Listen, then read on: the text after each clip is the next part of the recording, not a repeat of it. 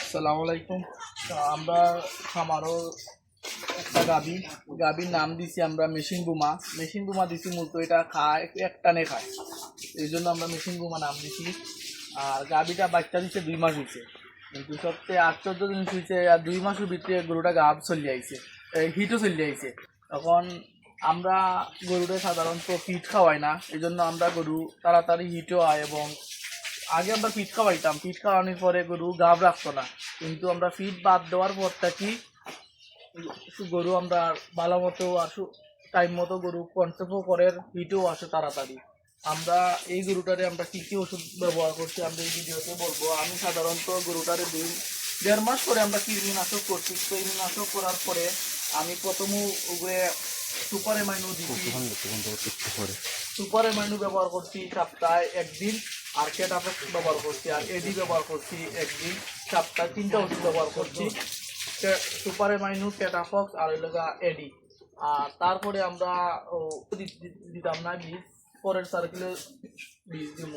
এই সার্কেল লইল গিয়া 60 দিন হয়েছে, 2 মাস হয়েছে আর কি বাচ্চা দিচ্ছে। চাইলাম যে 3 মাসও কাছাকাছি যাইতো, তারপরে আমরা বীজ দিব আর কি। 21 দিন পরে যদি হিটও চলে যায় আবার আমরা বীজ দিয়ে দিতে পারি। আর আমরা ফিড খাওয়াই না, ফিডের বদলে আমরা নিজেরা তৈরি খাবার খাওয়াই। আমরা ভুট্টা ভাঙ্গা, সয়াবিন, সরিষা খই, এগুলো আমরা আরও কিছু আমরা ভিটামিন একটা ভিডিওতে আমি সব দেখাই যে আমরা গরুটা কী কী খাবার খাওয়াই। আর যারা খামারি আছে আমরা মতো, আমি সবাইকে কই যে ফিড খাওয়ানি বাদ দিয়ে, ফিডে গরুর খুব ক্ষতি করে। এবং সবচেয়ে যে ক্ষতিটা করে, গরু টাইম মতো হিটে আসে না এবং কনসেপ্ট করে না। সময় মতো যদি হিটও না আসে আর কনসেপ্ট না করে, তাহলে খামারে লস খাইব। তো আমরাও আগেও ভুক্তভোগীতে আসলাম, বর্তমানে আমরা ফিড বন্ধ করার পরে আমরা অনেকটা ওগুলো থেকে মুক্ত হয়েছি। গরু আমরা হোল সাইডে যে গরু গাভীগুলো আছে সবগুলো আল্লাহর মতে গাভ হয়ে গেছে। হোল সাইডে আর একটা গাভী বাদ দিয়া ওগুলো বীজ দেওয়া আছে, আর সব গাভ হয়ে গেছে। আর এই সাইডের মধ্যে এইটাও গাভ আছে, আমরা ডেকি গাভ আছে। ডেকিরে আমরা 15 বার বীজ দিছি, তারপরে গিয়া আগে তো ফিট খাওয়াইতাম, 15 বার বীজ দেওয়ার পরে গিয়া আমরা এটা ঠিকছে।